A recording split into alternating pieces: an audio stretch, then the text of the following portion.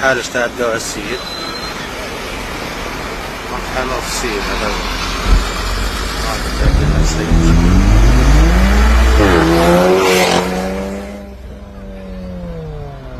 السلام عليكم ورحمة الله تعالى وبركاته.